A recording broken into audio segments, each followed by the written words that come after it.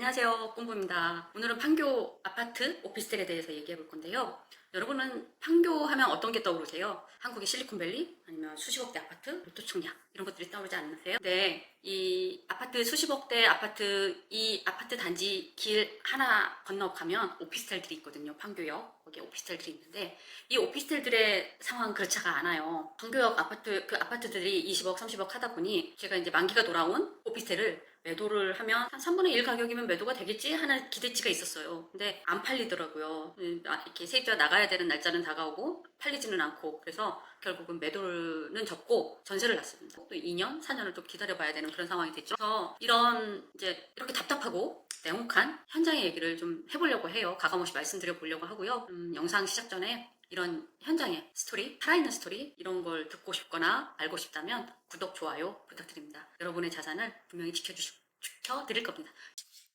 역세권 최고의 입지죠. 근데 부동산은 입지, 그 이전에라는 본질이, 상품이라는 본질이 이게 있는데, 아파트는 대지 지분이 있죠. 대지 지분이 커요. 건물이 낡아도 땅값이 올라요. 그래서 땅값이 오르는 가치가 폭이 크죠. 내 대지 지분이 크니까. 근데 오피스텔은 대지 지분이 없어요. 왜냐면 이 좁은 땅에 고밀도로 높이 몇백 채를 전놨잖아요. 그래서 내가 가진 땅이 한 평도 안 돼. 한 평도 안 돼. 그래서 아파트는 자산이라고 할 수 있는 여지가 크죠. 땅값이 계속 올라가니까. 내 대지 지분만큼. 그러나 오피스텔은 자산이라고 하기에는 아쉬운 점이, 내가 가진 지분, 이 땅의 가치가 그만큼 올라가지 못해요. 땅의 가치가 아무리 입지가 좋다고 하더라도. 이 아파트가, 맞은편 아파트가 30억을 찍어도 내 오피스텔은 7, 8억으로 매도되기가 쉽지 않은 이유죠. 이게 대지 지분이 작다라는 이유가. 그래서 입지가 좋으니까 많이 오르겠지, 이런 막연한 기대가 착각이라는 거를 저는 이 판교 오피스텔 가지고 경험했습니다. 뼈저리게 느꼈죠. 그래서 선생님들은 아파트, 오피스텔보다는 아파트를 사시고, 아파트는 대지 지분이 크다, 이걸 기억해 주셨으면 좋겠습니다. 투자에서 또 중요한 게 뭐냐면 황금성이에요. 황금성. 내가 필요할 때 바로 현금으로 치환될 수 있는 그 여지가 커야 되는데,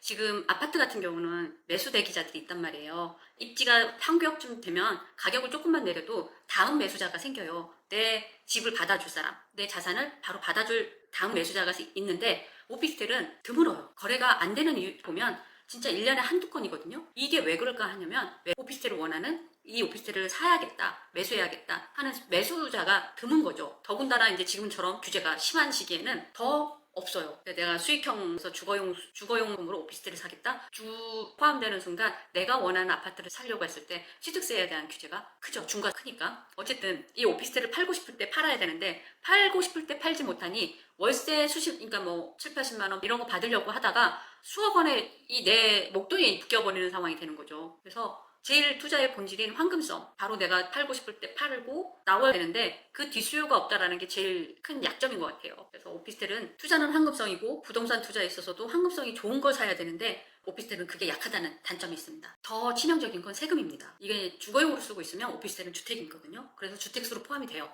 2020년 8월 12일 이후로 샀다, 그럼 주거용이에요. 그렇다 보면 어떻게 돼? 내가 그 다음에 아파트를 사려고 했을 때 취득세에 중과가 붙어요. 그러니까 이게 1주택이 되니까 두 번째 주택 살 땐 8%가 되겠죠. 세 번째 주택 살 땐 12%가 되는 거고. 이 취득세 중과가 되니까 결국은 내가 월세를 이렇게 조금 푼돈 벌려고 하다가 내가 정작 필요해서 내 집을 살려고 했을 때 목돈을 내줘야 되는 그런 상황이 되는 거죠. 결국은 배보다 배꼽이 커지는 그런 상황을 만들게 되기 때문에, 그러니까 이 주거용 주택으로 포함되는 거 하나로 자산을, 나는 이걸 팔고 이쪽으로 넘어가고 싶은데 얘는 팔리지 않고 내가 살 집은 필요하고, 이 자산의 이동이 막히는 거예요. 결국은 동맥경화가 생기는 거고 돈맥경화가 생기는 거죠. 이게 지금 오피스텔 집주인들이 처한 현실입니다. 아주 냉혹하죠. 힘들죠. 자, 정리하겠습니다. 오피스텔은 현금 흐름을 만드는 도구일 수는 있어요. 현금 흐름, 수익형으로 이제 한 달 월세 받는 수익형 상품으로는 좋아요. 현금 흐름을 만드는 도구일 수는 있지만 어떤 자산을 키워주는 그런 사다리 역할은 잘 못해주는 것 같아요. 내가 1억 가지고 있다가 다음에 갈아타기 위한 지렛대 역할을 해줘야 되잖아요. 지금 상품이 지렛대 역할을 해줘야 되는데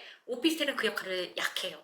아예 안 오르는 건 아니지만 이 다음 아파트 올라가는 폭에 너무도 적게 올라가는 거죠. 기여도가 너무 약해서 사다리 역할을 못 해줘요. 그러니 판교같이 아주 좋은 입지니 이런 핵심지라고 하더라도 오피스텔은 신중하게 생각을 해보셨으면 좋겠습니다. 부동산 투자는 수익률이 아니에요. 수익 크기고, 어쨌든 내가 이걸 팔고 나갈 수 있어야 되거든요. 탈출 전략이 돼야 되는데 이 탈출 전략에 있어서 오피스텔은 그 힘이 너무 약하다는 거예요. 여러분이 지금 어떤 상품을 보고 있는지 모르겠어요. 어떤 물건을 보고 있는지 모르겠지만 나중에 내 거를, 내가 산 이거를 누가 사줄지 그거에 대한 생각을 꼭 한 번 더 하셨으면 좋겠습니다. 오늘 제 이야기가, 이 경험담이 여러분의 소중한 자산을 지키는데 작은 보탬이 되었으면 좋겠습니다.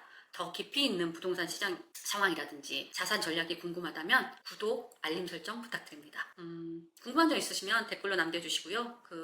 보고 저도 깊이 있게 조금 더 고민해 보겠습니다. 지금까지 꼼부였습니다. 감사합니다.